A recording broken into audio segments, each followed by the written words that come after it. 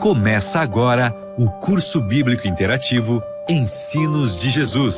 Apresentação, Pastor Arilton Oliveira.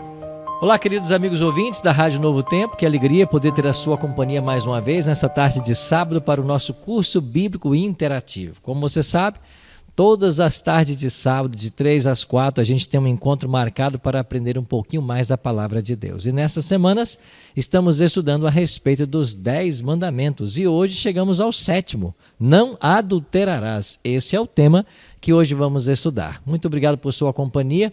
A você também que nos assiste através de nossas redes sociais e aqui no canal no YouTube, Adventistas AC e Arilton Oliveira. Seja muito bem-vindo também. Quero aproveitar e pedir você que faça o seu comentário. Aí deixa a sua pergunta, se você quiser também, nossos comentários. E hoje estamos recebendo aqui vários amigos pastores para conversarmos um pouquinho sobre esse importante mandamento. Você também poderá acompanhar essa mesma temática domingo à noite em nossas igrejas aqui do Centro-Sul de Santa Catarina. Esses mesmos temas que estamos abordando aqui na Rádio Novo Tempo de Florianópolis, eles estão sendo estudados em uma igreja adventista perto de você, região Centro-Sul de Santa Catarina. Pastor, aonde eu encontro uma igreja adventista perto da minha casa? É muito simples, basta acessar o site encontreumaigreja.com.br. Isso aí, encontreumaigreja.com.br e você vai saber uma igreja adventista bem pertinho de você. Põe lá o seu CEP e você vai localizar esta igreja, tá bem? Amanhã à noite chega lá de, pastor Arilton mandou eu vir aqui, vai ter um estudo hoje sobre a lei de Deus, eu estou aqui para aprender mais, tá bem? Vai lá e dá o seu recado. Quero aproveitar e dizer para você que nós temos aí esse mês o oferecimento do curso A Cura para o Pecado. Essa revista fala sobre a origem do pecado, como que ele surgiu no santuário celestial, o impacto sobre a humanidade e como finalmente ele vai ser resolvido por Deus. Quer essa revista? De graça, manda uma mensagem para o WhatsApp da Rádio Novo Tempo, 48 98 30 6498. Diga assim, eu quero, só isso. E nós vamos responder você mandando um link. Você vai clicar nesse link, colocar os seus dados postais e nós mandaremos a revista para a sua casa, tá bem? 48 98 30 6498. A Cura do Pecado. Peça agora mesmo a sua revista. Deixa eu apresentar para você o time, né? Você que está nos assistindo pelo YouTube vai poder ver. Você que está nos ouvindo pela rádio vai conhecer um pouquinho mais a respeito dos convidados de hoje. Quero começar aqui com o pastor Jackson, que é o pastor da Central de Palhoça. Tudo bem, pastor Jackson? Tudo bem, pastor Arilton, demais colegas, ouvintes, é uma alegria estar com vocês aqui. Quantas igrejas tem o distrito de Central de Palhoça hoje, pastor Jackson? São 5 congregações, todas aqui em Palhoça. Central, Barra do Aririú, Pontal, Pachecos e Rio Grande. Aproveita e manda um abraço, né, para a membresia com lá, certeza, né? Os irmãos vão estar ouvindo aí. Um grande abraço para vocês, para os simpatizantes da igreja, nossos amigos também, todos se sintam abraçados aí por nós. Obrigado, pastor Jackson, pela sua presença no programa de hoje para esse tema. O nosso segundo convidado é o pastor Daniel Calix, lá de Jardim Eldorado. É isso, pastor? Isso mesmo, pastor. Que alegria estarmos juntos com os colegas, junto com os amigos que nos ouvem, nos assistem. É muito bom poder compartilhar a palavra de Deus, né? Que bom. Quantas igrejas tem no distrito de Jardim Eldorado, pastor? São 5 igrejas também. 5 igrejas. 4 aqui na cidade de Palhoça e uma na cidade de Angelina. Angelina, que é outro município vizinho aqui, né? Exato. Aqui é o Jardim Eldorado, São Sebastião, Nova Esperança, Colônia Santana e também Angelina. Muito bem, então um abraço carinhoso para todo mundo que nos assiste aí do Jardim Eldorado, né? Já estive lá pregando lá nessa igreja, muito bonita por sinal a igreja lá, né? E o nosso terceiro convidado é o pastor Rubem Richter. Falei certo o sobrenome? Quase isso, Rubens Richter. Richter, não é Richter, é Richter. Isso é alemão, é? Isso mesmo. Você tem ascendência alemã? Exato. Lá esse sobrenome é mais comum do que aqui. Lá para eles é quase como se fosse um Silva. Assim, um Oliveira. Richter significa juiz. Juiz? Então você vai ser um juiz nosso por aqui, né? Longe de mim. Pastor Rubem Richter, ele que é o nosso juiz hoje aqui, ele é o diretor, né, o vice-diretor do nosso Colégio Adventista do Estreito. É muito bom ter ele aqui, porque os meus 3 filhos estudam lá. Então, todo problema disciplinar, a gente vai tentar resolver já hoje esse negócio aqui, viu? Um abraço a todos os alunos lá do Colégio Adventista de Estreito, o CAF-E, como eles conhecem, né? Há quanto tempo, pastor Rubens, você está lá na escola? Eu comecei na pastoral escolar Estou na parte da gestão há 2 anos. Há 2 anos. No CAFIE, ainda não completei 1 ano na vice-direção do CAFIE. Antes eu era do centro. Né? Exatamente. E tem sido um prazer servir na obra de Deus como um pastor também dentro da escola, e Deus tem iluminado a mente aí da administração da igreja para ter pastores à frente dos colégios também. Também tenho a formação pedagógica. Uhum. Além de teologias, também é pedagogo. Isso mesmo. Ok, que bom. Estamos bem munidos aqui, então, com vários teólogos, com um pedagogo, que vai ser o juiz nosso aqui, né? Para definir as causas. Olha, é muito bom estarmos juntos. Eu quero mandar um abraço carinhoso a você que nos assiste pela Rádio Novo Tempo, aqui de Florianópolis, e dizer que nós estamos felizes pela sua audiência, você que nos acompanha pelo YouTube. E eu queria convidar vocês, então, a nós entrarmos no tema de hoje. Estamos na série sobre os 10 mandamentos e hoje vamos estudar aí sobre o 7º mandamento. Mas a gente não quer abrir a Bíblia sem antes fazer uma oração. Então deixa eu aproveitar e pedir aqui ao pastor Rubens que nos dirija em oração pedindo uma bênção para o estudo. Claro. Oremos. Querido Pai do céu, que privilégio nós estarmos na Tua presença constantemente e podermos abrir a Tua palavra para que o Espírito Santo fale conosco, haja em nossa vida, transforme o nosso coração, ilumine a nossa mente e nos coloque nos caminhos da Tua vontade. Que privilégio é estudarmos os preceitos que o Senhor tem para a nossa vida, que são dispostos nos 10 mandamentos. Por isso, contamos com a Tua guia nesse momento e abrimos o nosso coração e a nossa mente para receber as Tuas orientações. E que o Senhor esteja usando agora esse grupo de pastores aqui para falarmos uma mensagem que venha diretamente do Teu trono de graça. Em nome de Jesus. Amém. Amém. Obrigado, pastor Rubens. Estamos prontos para o nosso estudo. Hoje vamos estudar sobre o 7º mandamento. Você sabe que a lei de Deus é a base do seu governo, ela é tão eterna quanto o próprio Deus. Está distribuída em duas categorias, não 2 categorias, né? Nós temos aí os primeiros 4 mandamentos que se relacionam com Deus, os outros 6 que se relacionam com o próximo. Começamos já falando sobre a questão de honrar pai e mãe, o 5º mandamento, semana passada não matar e hoje não adulterar. E a primeira pergunta já vai então para o pastor Jackson, não é isso? Pastor Rubens. É a sua ou é a pastor? Acho que É o pastor Rubens? Tá, então tá. Pastor Rubens, onde e quando foi celebrado o primeiro casamento? Porque ao falarmos de não adulterarás, a gente entende que há o casamento e esse mandamento protege a instituição do casamento. Mas vamos falar um pouquinho sobre a origem do casamento, como tudo começou, né? Claro.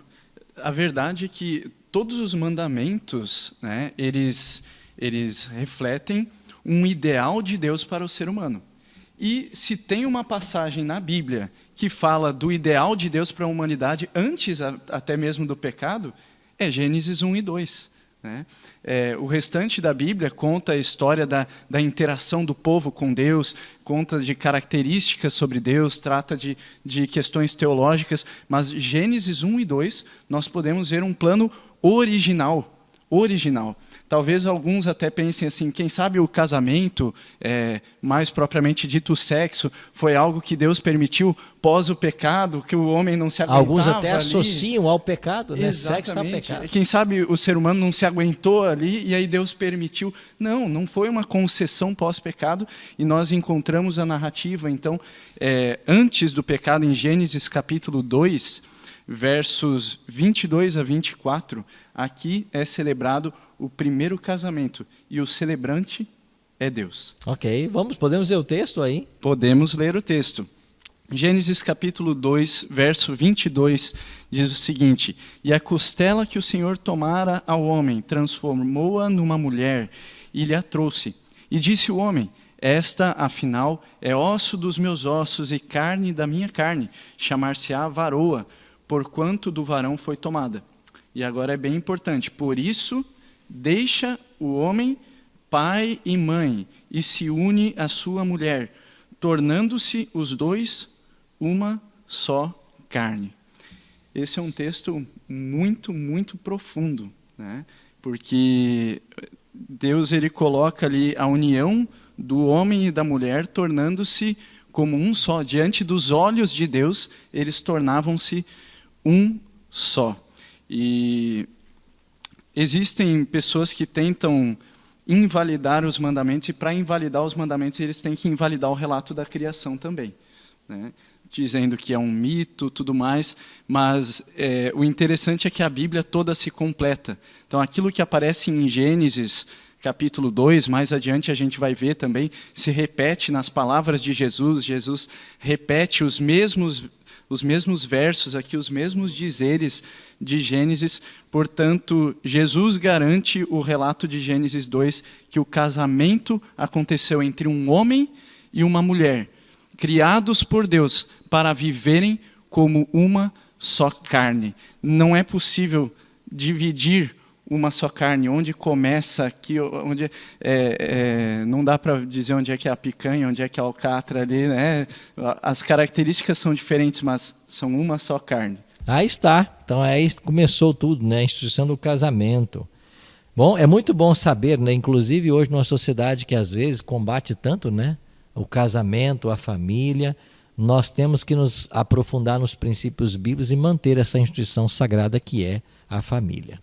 Pastor Jackson, Jesus aprovou a cerimônia do casamento, ou qual foi a posição que Cristo adotou a respeito do casamento? Há alguma menção no Novo Testamento sobre isso?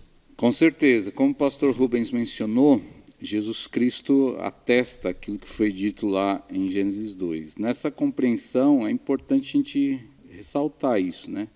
Não foi o homem que falou assim, não, eu quero casar, eu acho que viver sozinho não dá certo não, né? O casamento é uma instituição divina, não foi o homem que inventou, foi Deus quem estabeleceu, foi Deus quem o criou, a origem está em Deus. E Jesus então afirma isso para os fariseus, líderes religiosos do seu tempo, quando eles estavam querendo exatamente fazer o contrário, dissolver aquilo que Deus criou. Não, eu quero separar, eu quero mandar minha mulher embora. Eu posso fazer isso? Então Jesus responde da seguinte maneira. Mateus capítulo 19, verso 4, 5 e 6 diz assim: Então respondeu ele, não tendes lido que o Criador desde o princípio os fez homem e mulher, e que disse, por esta causa deixará o homem pai e mãe, e se unirá à sua mulher, tornando-se os dois uma só carne, de modo que já não são mais dois, porém uma só carne. Portanto, o que Deus ajuntou, não separe o homem. Aqui Jesus não apenas confirma aquilo que foi dito no Gênesis, mas ele também acrescenta, aquilo que Deus ajuntou, não separe o homem. Aqui nesse texto nós temos os elementos fundamentais para o casamento. É importante que haja uma noção de independência paterna, né? Jesus diz, deixe pai e mãe. Então, é um novo núcleo familiar que está sendo formado. É importante que quem vai se casar tenha essa noção clara de que esse vínculo paternal agora já se desfaz nesse sentido de criar uma nova família, um novo casal. Um outro ponto importante que Jesus menciona é exatamente a ideia, o aspecto heterossexual do casamento. É, de fato, entre diferentes, um homem e uma mulher. Mas não apenas isso, há a ideia também de ser monogâmico. Então, o casamento de acordo com Jesus, de acordo com o Antigo Testamento, de acordo com o Novo Testamento, de acordo com a palavra de Deus, o casamento é monogâmico. Apesar da poligamia ter sido tolerada, principalmente na época do Antigo Testamento, mas sempre o ideal divino foi a monogamia. E, por fim, e não menos importante, as palavras de Jesus, portanto, aquilo que Deus ajuntou, não separe o homem, envolve exatamente esse aspecto de ser vitalício. Como o pastor Rubens mencionou, o casamento foi criado antes do contexto de pecado, mas apesar do pecado, a ideia é que o casamento permaneça enquanto ambos viverem. Esse é o ideal, essa é a regra, né? Esse é o plano de Deus, apesar do pecado. Então Jesus interpreta que o casamento é sim de acordo com aquilo que o Criador estabeleceu lá no princípio. Tá bem, obrigado, pastor Jackson. Bom, já que o casamento foi estabelecido por Deus e aprovado por Cristo, pastor Daniel, qual é o ideal divino para o casamento? Há uma proposta, há um projeto? Sim, o texto de Gênesis 2, verso 24, pastor, ele dá informações precisas sobre o tempo adequado para que aconteça o casamento na vida de uma pessoa, o formato. Os colegas mencionaram muito bem aqui, e só para a gente reenfatizar, né? Olha o que o texto diz. Por isso deixa o homem, o pai e a mãe, e se une à sua mulher, tornando-se os dois uma só carne. Bom, o texto já começa dizendo que o momento ideal para o casamento é quando a pessoa tiver condições de deixar pai e mãe. Crianças não se casam. É necessário que haja uma maturidade. E há um papel importante da família aqui em preparar os filhos para que alcancem essa maturidade e planejem o casamento. E aí o texto já deixa claro que deve ser monogâmico, entre um homem e uma mulher. Então é necessário que haja uma preparação para esse momento. Quando houver condições emocionais, quando houver condições financeiras, esse seria o momento ideal para se planejar o casamento. E se o rapaz não tem condições de deixar a casa dos pais ainda, se nem emprego tem, como é que ele faz? Ele pode se casar, pastor? O ideal seria aguardar, ter essa condição para depois se casar, né? E também, eu abro aqui um pequeno parêntese de um recadinho para os pais também. Porque o texto diz, por isso deixa o homem, pai e mãe. E é importante que os pais, talvez alguns que nos acompanham aqui, tenham filhos nessa idade, que os pais deixem os filhos irem. Né? Às vezes a mãe e o pai quer controlar ainda até a vida matrimonial do filho. Né? E o texto diz, não, é necessário haver essa independência para, como o pastor Jackson até mencionou, né, ser construída uma nova história, uma nova família. Então, acho que esse texto é muito interessante e muito importante para quem está planejando se casar. Olha que interessante, né? Estão chegando várias perguntas aqui dos nossos queridos, né, internautas que estão participando, né? E nós vamos já falar dessa questão da infidelidade, do adultério, e as perguntas são nessa direção também. Mas eu volto aqui com o pastor Rubens. Quais os mandamentos que Deus colocou na sua lei que foram dadas especificamente para salvaguardar a instituição do casamento com essa importância toda, como nós acabamos de ver? Justamente por ser algo sagrado, né? Deus ele coloca como o 7º mandamento em Êxodo capítulo 20, verso 14, não adulterarás. O último mandamento ainda até também enfatiza a questão da cobiça e coloca ali também o não cobiçarás a mulher do próximo. Parece que existe uma ênfase grande nisso, porque de fato enganoso e às vezes pervertido é o coração do homem. E não adulterarás são 2 palavrinhas, mas com um significado muito profundo. Deus ele coloca de maneira sucinta nas pedras da lei os 10 mandamentos. Mas a gente até hoje estuda e precisamos nos aprofundar nos ideais divinos. Não é à toa que Jesus, no Sermão do Monte, ele aborda essas questões relacionadas à compreensão dos mandamentos, aprofunda alguns assuntos, dentre eles a questão do adultério. Onde começa o adultério? Como começa o adultério? E nós acredito que vamos discutir um pouco mais sobre isso. Inclusive hoje, até no meio religioso, alguns falam que Jesus no sermão ele acaba ali cancelando a lei, né? Alguns pensam que ele fez aquele discurso para dizer, não, agora temos uma nova lei. Mas isso não é verdade, né? Seria uma tragédia tremenda, né, se isso acontecesse, porque lançaria por terra elementos fundamentais de uma vida feliz, de uma vida em harmonia com o plano de Deus. É necessário que estejamos pautados pela lei, inclusive na questão aqui do casamento, dos relacionamentos, né? Na realidade, o que Jesus fez no Sermão da Montanha, sobre esse aspecto especialmente, foi ampliar, né? Exatamente. Ele trouxe uma dimensão espiritual e ampliou aquilo que até então a pessoa só achava como ato, né? O adultério como ato, não como um pensamento, né, etc. Mas, pois bem, tem chegado várias perguntas aqui, e deixa eu já soltar aqui para os nossos teólogos aqui, né? E vemos aqui. Uma delas que chegou aqui acho que é Mona Chambier, talvez seja isso. Estando separados de corpos e não no papel, se relacionar com outro é adultério? E aí, pastor Daniel? Nós temos, daqui a pouquinho, acho que a gente vai entrar já podemos trabalhar qual que com isso aqui? Que é sobre quando nós sabemos qual que é a orientação bíblica sobre a dissolução, né, do casamento, quando, afinal de contas, as pessoas estariam livres para um novo relacionamento. Entendi, ok. Podemos, claro. Então, bom, a questão é o casamento, a gente viu aqui que ele é indissolúvel, né? Até que a morte o separe.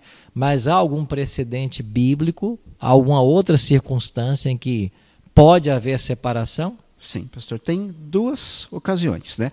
A primeira, o apóstolo Paulo, em 1 Coríntios 7, verso 39, e esta é, creio que mais simples de a gente entender, né? Ele diz assim: a mulher está ligada enquanto vive ao marido.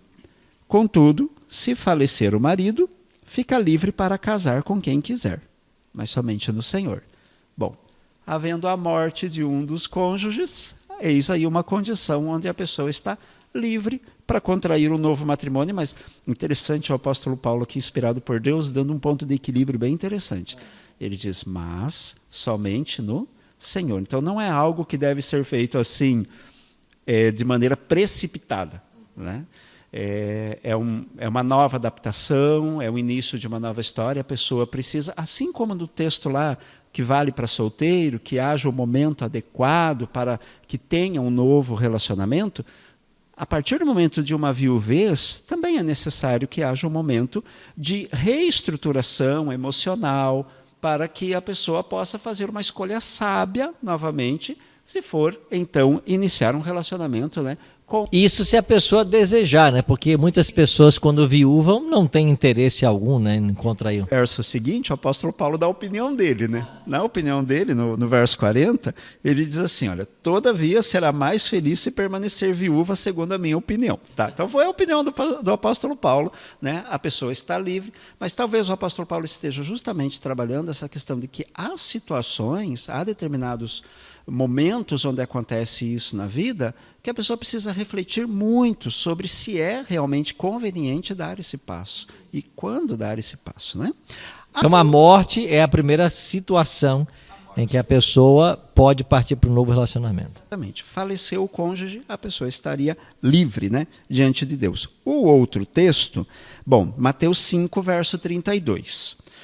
Esse texto, bem, está tratando sobre uma resposta a uma tragédia que, infelizmente, num contexto de pecado, acaba acontecendo. Não é o ideal de Deus para o casamento. Quando as pessoas recebem a bênção de Deus para viver uma vida matrimonial, não é o plano de Deus que isso viesse a acontecer. No entanto, sabemos que é, infelizmente, uma realidade. E o texto diz, eu, porém, vos digo, qualquer que repudiar a sua mulher, exceto em caso de relações sexuais ilícitas, a expõe e torna-se adúltera. E aquele que casar com a repudiada comete adultério. Bem, o texto está dizendo, se infelizmente uma das partes, seja a mulher ou seja o homem, tomar a iniciativa de transgredir o 7º mandamento e cometer o adultério, tendo relações sexuais fora do casamento, então, diante de Deus, infelizmente, esta união ela está numa possibilidade de ser anulada. A parte que é inocente, que foi vítima dessa atitude, ela estaria livre para tomar a decisão, então, de seguir com a sua vida e fazer, então, planos de casar-se novamente, se desejasse, né? Eu coloco um parênteses aqui, porque o perdão, ele sempre é algo que é um elemento que tem um papel muito importante. Não é só uma coisa mecânica, né? Houve um adultério, então logo precisa esse casamento ser desfeito. Pode haver uma reconciliação e uma restauração. Aliás, Deus é especialista em restaurar, né? Então pode haver uma restauração, mas sim, se houver uma infidelidade matrimonial, então aí há uma possibilidade. Mas Jesus ressalta bem aqui que quando uma pessoa se divorcia por si só, por incompatibilidade, apenas decidiram não desejamos mais seguir em frente com esse relacionamento, elas não estão livres perante Deus, e acho que talvez entramos aí para responder a dúvida da pessoa que mandou aqui para a gente. Né? Eu queria tocar num ponto assim, que é um pouquinho polêmico, porque foi uma pergunta que me fizeram ainda na semana passada, dentro desse assunto. Jesus fala, de forma assim mais geral, que então se eu estou casado e eu fui traído, né, o meu cônjuge adulterou, existe uma possibilidade de eu estar agora desimpedido de casar novamente em uma eventual, né, situação. E aí a pergunta que chegou a mim foi a seguinte: bom, mas Jesus, em Mateus capítulo 5, verso 28, diz assim: eu, porém, vos digo, qualquer que olhar para uma mulher com intenção impura no coração, já adulterou com ela. E aí a pergunta que me fizeram foi a seguinte: bom, e se o meu cônjuge está ali acessando pornografia? Ele está desejando ali uma outra mulher. Portanto, Jesus disse que ele já adulterou. Eu estou desimpedido, então, para casar com outra pessoa. O interessante é que Jesus ele se preocupa até em usar a expressão certa no verso 32, porque ele diz ali: eu, porém, vos digo, qualquer que repudiar sua mulher, exceto em caso de relações sexuais ilícitas. Então, o adultério, ele é sim uma questão muito profunda. No verso 28, Jesus aprofunda, nós podemos até discutir essas questões relacionadas à pessoa, à espiritualidade, né, aos pensamentos, tudo mais. Mas na relação matrimonial, na questão do casamento, quando Jesus coloca a questão do divórcio, quando a Bíblia expõe sobre esse assunto, está falando realmente sobre as relações sexuais ilícitas, o ato sexual fora do matrimônio. Isso até quero até puxar uma pergunta, né, de uma internauta, né, Vivências, aqui apareceu, né? Infidelidade financeira, traição virtual, também se encaixa no 7º mandamento? Desculpe, é a Simone, lá de Pernambuco. E aí, houve infidelidade financeira ou traição virtual? Eu estou liberado para um divórcio e novo casamento? Pastor Jackson. Olha, eu já ouvi numa aula de pós-graduação, um doutor em psicologia, teólogo também. Então ele disse o seguinte, olha, a declaração dele, lógico, não vou dizer o santo, mas ele disse, olha, eu acho que a igreja tinha que rever isso, porque se a pessoa se envolve com o outro virtualmente de tal forma que há afetividade, não houve só o ato sexual, mas assim, envolvimento está tendo. Então, se configura adultério e isso deixaria a outra parte livre para começar novamente. A gente pode pensar muita coisa, pode especular muita coisa, mas a gente não pode ir além do que diz o Senhor.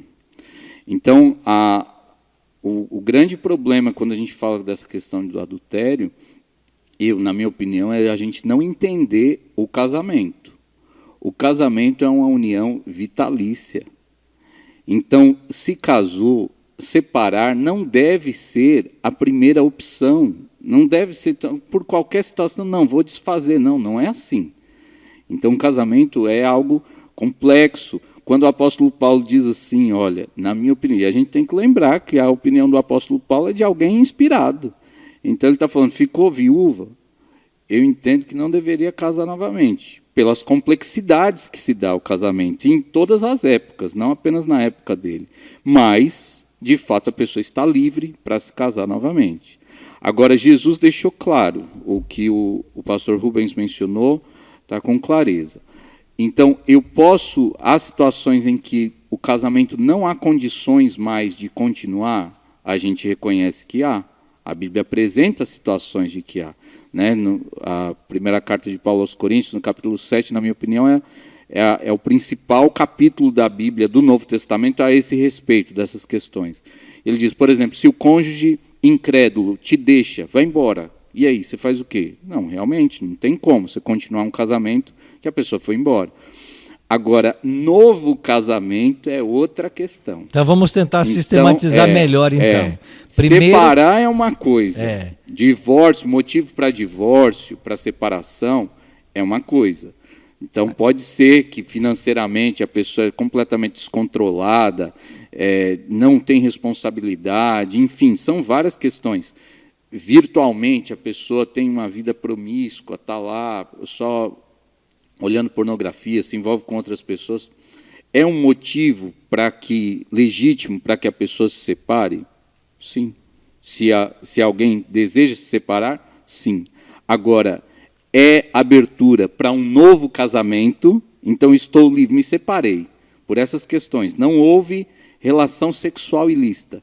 Estou livre para me casar novamente, de acordo com a Bíblia? Mas não. eu queria voltar num ponto, e já vou dar a palavra para o pastor Daniel também, que foi importante, que o Rubens mencionou aqui. Sim. Quando Jesus usa palavras diferentes na língua grega, ele quer justamente ressaltar isso, que o adultério que vai dar direito ao novo matrimônio é aquilo que se concretizou. Isso. Houve de fato a relação sexual ilícita. Porque senão, se nós colocarmos no mesmo pé de igualdade um simples olhar com o ato, então quantos estariam aí argumentando para partir para um divórcio? Uma coisa é o descumprimento do mandamento. Que não deixa de ser pecado. Exato. Outra coisa é a invalidação de um matrimônio. De um voto que foi... Exatamente. De que aquilo que Deus uniu não separe o homem. Pastor Daniel. Foi muito bem colocado pelos colegas. Eu lembro aqui da questão que o pastor Jackson também levantou. O foco tem que estar em procurar ter um casamento sólido e saudável. Ok, por causa da atitude do outro, que não compete a essa parte, talvez as dúvidas levantadas até pelas pessoas que estão nos acompanhando, assim, mas eu posso fazer tudo certinho, cooperar com um relacionamento feliz, saudável, mas não sou correspondido. A outra parte é infiel a Deus, é infiel a mim, mas ok, essa colocação do pastor Jackson é muito interessante, que o pastor Rubens também colocou. Você pode, infelizmente, se separar por uma questão de não estar havendo uma correspondência dentro do relacionamento, mas isso não é motivo e nem autorização para você ter um novo matrimônio. E, aliás, mesmo havendo o ato consumado e havendo, então, liberdade para que a pessoa tenha um novo matrimônio, é um assunto que precisa ser visto com muita cautela. Jamais deveria haver precipitação nisso, porque muitas vezes há filhos que estão envolvidos nessa história, né, e não podem ser desprezados ou deixados de lado para uma futura decisão. Então, é necessário entender também que quando há um divórcio, é uma tragédia familiar que muitas vezes teve uma participação de ambos, né, e é necessário que a pessoa faça uma reflexão para que, se ela for tomar essa decisão, ela tenha uma decisão com uma postura diferente, né? Onde algumas coisas possam ser melhores nesse novo relacionamento, caso exista. Mas é necessário ter muita cautela. Não pode ser feito de maneira assim, abrupta, de maneira atropelada. E é necessário ter a cooperação dos amigos também. Se eu estou falando, talvez nós estejamos falando para alguém que tem um amigo ou um familiar que está passando por esse drama de um divórcio. A melhor forma de a gente cooperar é ser solidário, mas de forma alguma ficar incentivando. Às vezes os amigos dizem, não, tu te livrou de um problema, vou te apresentar para outras pessoas, né? Não, nós que fazemos às vezes parte de um contexto dessa tragédia que acontece, temos que ser solidários e também resilientes, de forma alguma fazer as coisas de maneira precipitada. Pastor, me permita só fazer uma consideração que eu acho que é importante. O mandamento não adulterarás, ele está ligado exatamente a essa preservação da pureza sexual e da exclusividade da sexualidade para a bênção do matrimônio, do casamento. Então, todas as demandas, as consequências em relação a um divórcio, a um novo casamento, estão ligadas diretamente a essa questão. Uhum. Então, essa pureza sexual, essa exclusividade sexual, ela foi planejada por Deus para acontecer somente no casamento. Então, a gente vive numa sociedade que banalizou isso, então por isso a gente fica assim, a gente coloca algumas perguntas que talvez para a Bíblia não faz sentido, porque o casamento, em todo momento, é sempre para que se preserve. Então, a gente sempre fica na tentativa, não, mas e se separar? E se for assim? E se for por esse motivo? A gente sempre quer pensar em desfazê-lo, né?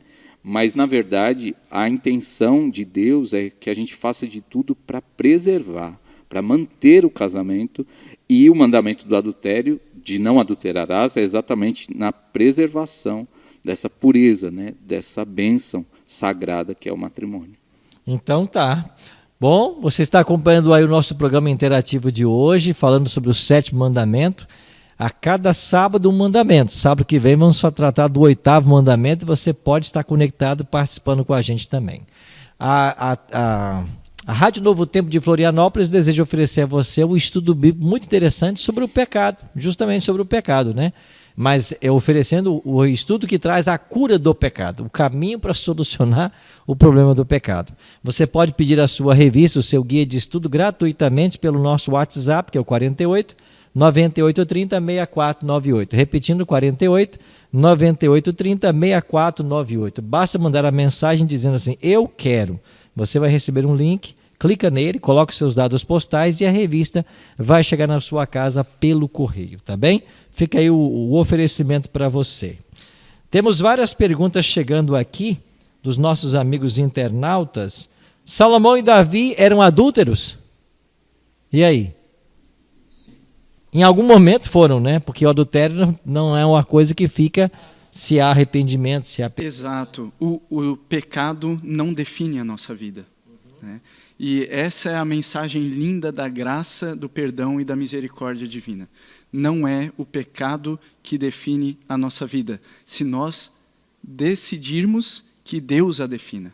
Né? Então, em algum momento eles cometeram pecado, mas a vida deles tomou um outro rumo depois. Tanto Davi, né, quanto Salomão, e aliás, Davi escreve, né, o Salmo 51, lindíssimo, né, se derramando aos pés de Deus, e basicamente dizendo, eu fui um adúltero, né, eu não mereço nada nessa vida, eu não tenho condições, mas o Senhor me perdoa e me restaura.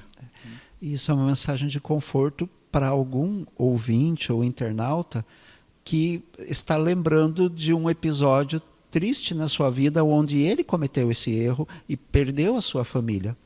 Né? Chegou uma pergunta aqui, pastor Daniel, comenta ela então para nós agora, da Vanessa, que mandou aqui a pergunta. Deus perdoa uma pessoa que não consegue assumir um erro se ela se arrepender e não faz mais? Ok. Acaba a pergunta ficando dicotômica. Parecem duas perguntas, né? Então, vamos à primeira. Deus perdoa uma pessoa que não consegue assumir que errou? Bom, Deus... não é no sentido que Deus não tivesse poder para perdoar, mas há uma questão fundamental que nos acessa a graça de Cristo, que é o desejo de recebê-la. O Senhor não pode perdoar quem não quer ser perdoado, o Senhor não pode perdoar o pecado de alguém que nem reconhece que errou. Então o Senhor precisa aguardar, e o Espírito Santo trabalha intensamente de tal forma a despertar a pessoa para essa realidade. Então, se uma pessoa não se arrepende, não reconhece o seu erro, infelizmente ela não pode usufruir do perdão de Deus. Mas se ela se arrepende e não faz mais? Se ela se arrepende e não faz mais, a graça de Cristo a alcança e o sangue de Cristo nos purifica de todo o pecado. Amém. Mesmo se alguém que nos acompanha diz, não, mas vocês não têm noção do que eu fiz, né? Do tamanho dos erros, quão fundo eu fui, quão imorais foram minhas decisões. Isso não importa. A partir do momento em que você humilha-se diante de Deus, arrepende-se dos seus pecados e faz um firme propósito de viver uma vida diferente pela graça de Cristo, a graça de Cristo nos liberta e nos alcança, né? Perfeito. Perfeito? Vamos avançando aqui. Nós temos algumas perguntas mais para fazermos ainda. Temos aqui o casamento, já sobre a dissolução do casamento, falamos um pouquinho sobre isso, certo? Sim. Eu não sei se eu posso entrar num assunto até que não está nas perguntas, mas é que assim, até explicando para os ouvintes e espectadores, né? eu sou um pouquinho diferente dos 3 pastores aqui por uma questão. Eu ainda não estou casado.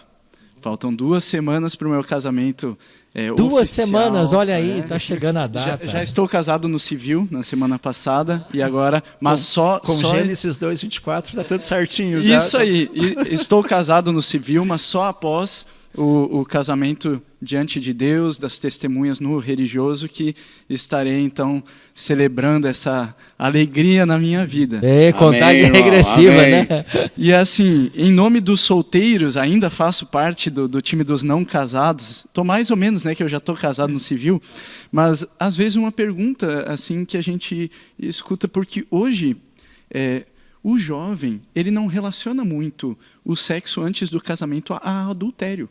Quando nós falamos de adultério, automaticamente o nosso pensamento ele se volta a uma infidelidade dentro do casamento. Exatamente. Mas o adultério, ele é maior do que a questão do casamento. Para quem é solteiro, existe também a questão do adultério. Eu sei que essa é uma pergunta minha aqui, então, para a banca, para nós discutirmos aqui, né? Pastor Jackson, vamos lá então. E aí, a a Bíblia fala diferença? alguma coisa sobre... Com certeza. Olha, no Novo Testamento principalmente, então eu me remeto aqui à carta de 1 Coríntios, porque eu tenho estudado um pouco sobre isso. E todo o tempo o apóstolo, então, alerta sobre a impureza sexual. Olha, fujam da impureza sexual, fujam da imoralidade sexual. Então, o contexto do Império Romano nos dias de Jesus, nos dias do apóstolo, no primeiro século, não era muito melhor em termos morais do que o que a gente vive hoje.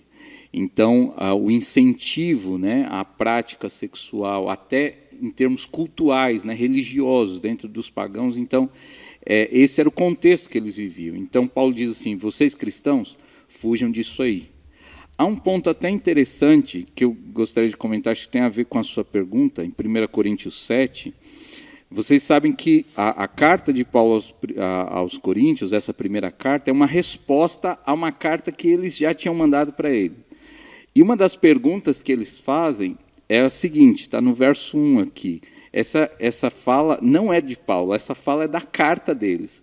Quanto ao que me escrevestes, que é bom que o homem não toque em mulher, então eles pensavam o seguinte, bom, se sexualmente é essa bagunça, então acho que é melhor a gente nem se envolver sexualmente com ninguém. Então, essa era a ideia deles. Mesmo casados, aqueles que eram casados, eles falaram, não, a gente não quer mais envolvimento sexual. Então, Paulo responde, mas, por causa da impureza, cada um tem a sua própria esposa e cada uma o seu próprio marido. Então, de fato, Rubens, aquilo que você colocou, o mandamento, ele contempla, não adulterarás, contempla o solteiro também, porque a vida sexual ela é exclusiva, é uma exclusividade do casamento. Então, se eu tenho prática sexual, a gente chama isso de fornicação, né? Antes do casamento, essa atitude sexual, esse comportamento sexual, a prática sexual fora do casamento, ela não é legítima, de acordo com a Bíblia. Então, é legítimo dentro do casamento. Então, aqui Paulo vai dizer, olha, inclusive, não é assim, não é para não ter experiência sexual, é para ter. Só que cada um tem a sua própria esposa e cada um o seu próprio marido. Se casem e entendam que a vivência sexual é algo que se espera do casamento. Nesse caso, é pecado não ter vida sexual sendo casado. Entende? Dentro dessa perspectiva, a sexualidade é para o casamento mesmo. Então, quem não está casado, sexo não é para você. Então, sexo é um presente divino dado por uma relação entre um homem e uma mulher dentro dos vínculos sagrados do matrimônio. Um outro internauta perguntou aqui, ainda voltando àquele ponto da questão de motivos para separação e talvez sim ou não novo casamento. E se minha vida estiver em risco? Se dentro da minha relação conjugal, um dos cônjuges ameaça ao risco de morte, né? Como é que funciona isso? Então, só frisando, há sim a possibilidade, muitas vezes num caso desse a necessidade, por prudência, de que ambos vão residir cada qual em suas casas para que não ofereçam risco, né? Mas isso não quer dizer que necessariamente esteja havendo uma abertura para um novo casamento, né? Porque, infelizmente, está se tratando de uma fatalidade, uma tragédia que, às vezes, é um relacionamento que vai ficando tão desleal, descortês, que vai avançando até para o campo da violência, né? E ninguém é obrigado por Deus a ficar se submetendo a maus tratos, né? Às vezes, por proteção, a pessoa precisa ir morar num local seguro, né? Aí é que entra um ponto extremamente importante, né? A escolha do cônjuge. Você analisar os pontos, muita oração, né? Conselho de pessoas sábias, pastores, né? Aqueles que a gente sabe que têm intimidade com Deus também para nos aconselhar. E até mesmo Paulo foi citado agora, 1 Coríntios 7, né? Ele até diz assim, olha, se você escolheu, por exemplo, até alguém que não é da mesma crença, tudo mais, a partir do momento em que você casou, que você fez essa escolha, é um casamento também legitimado por Deus. Mesmo, infelizmente, quando não haja uma boa escolha. Bom, nós estamos com vários amigos ouvintes da Rádio Novo Tempo de Florianópolis e também vários amigos internautas, e estamos aqui numa conversa muito boa a respeito desse tema.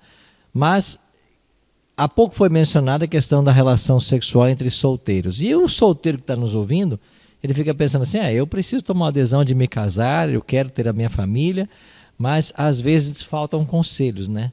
Porque, como foi falado pelo pastor Jackson, na sociedade esse assunto é muito banalizado. Deixa eu aproveitar os 3 teólogos aqui para fazer o seguinte, dá um conselho. Começando Daniel, pastor Daniel, depois Jackson, depois pastor Rubens. Um conselho. O solteiro está te ouvindo agora no programa e ele quer, olha, pastor, eu pretendo me casar. Que conselho mais importante o senhor daria para que eu faça uma decisão acertada? Ok, eu acho que a palavra de Deus ela nos dá orientações para que escolhamos pessoas que compartilhem dos mesmos valores, dos mesmos ideais, dos mesmos princípios que temos.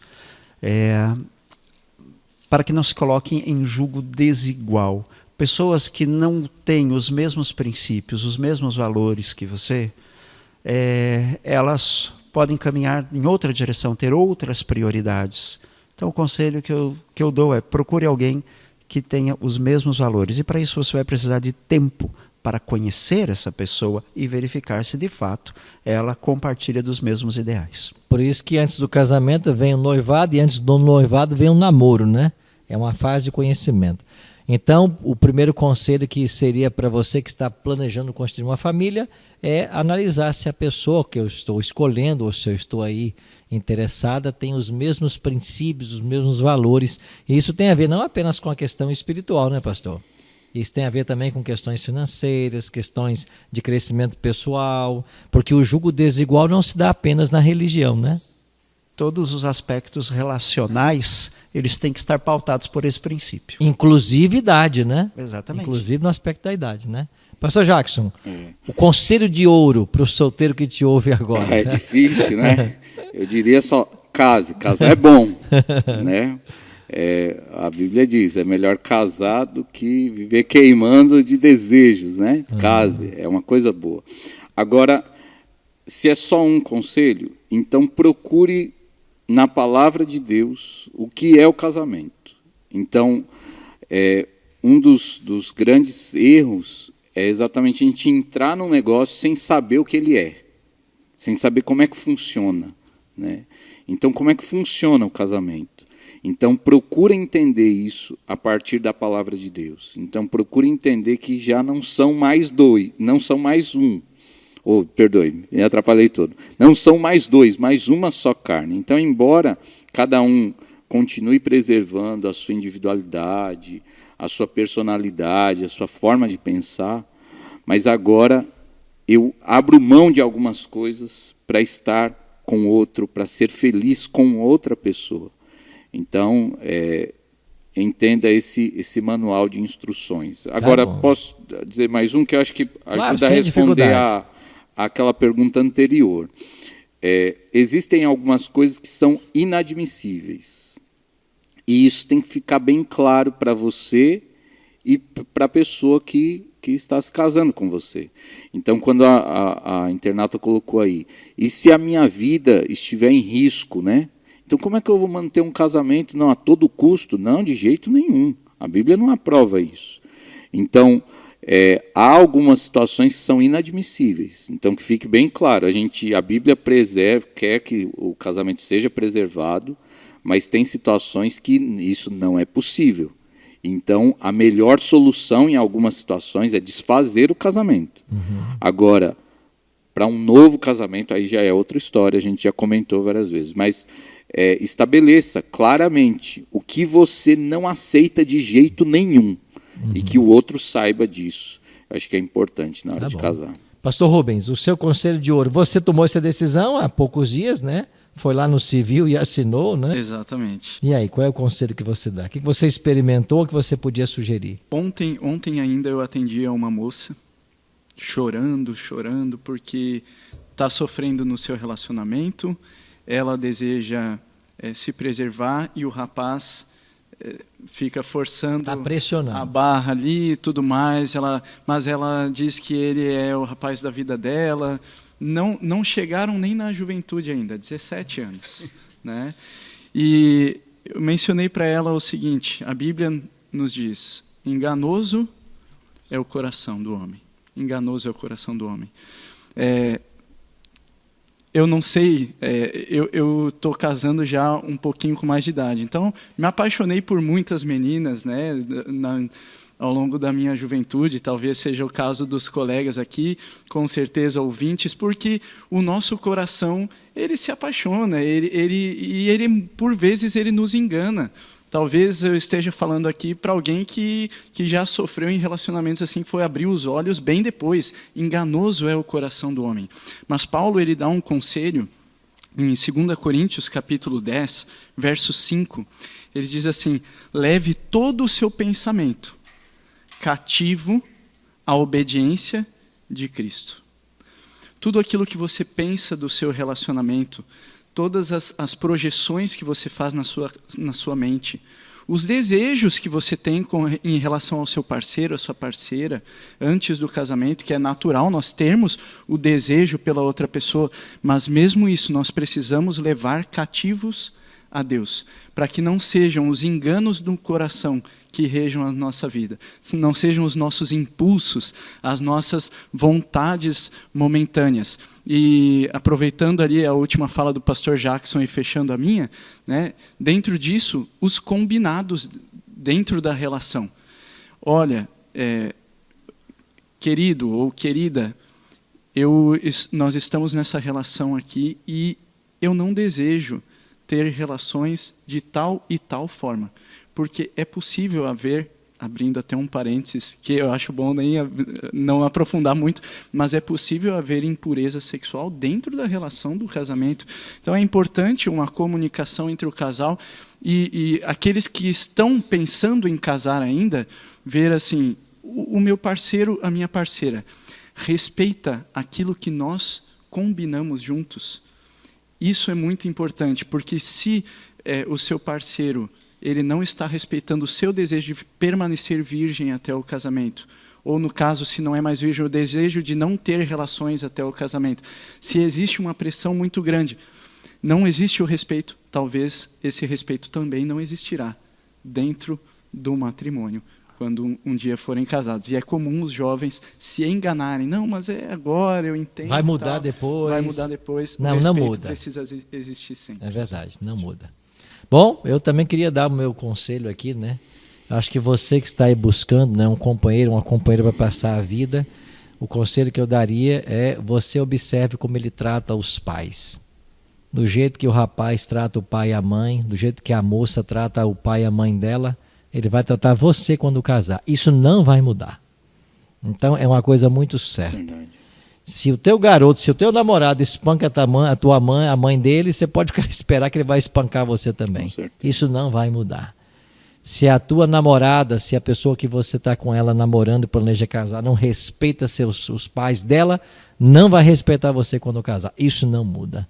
Então, o trato que o filho dá para com os pais vai ser refletido no seu casamento. Então, esse é o conselho que eu daria. E se quando namoramos, temos que abrir bem os olhos, porque depois que casar tem que virar japonês, né? Então, até os defeitos devem virar virtude. Pastor, é interessante. Sim, né? pastor Daniel. Como no preparo para o casamento devem ser respeitadas as etapas.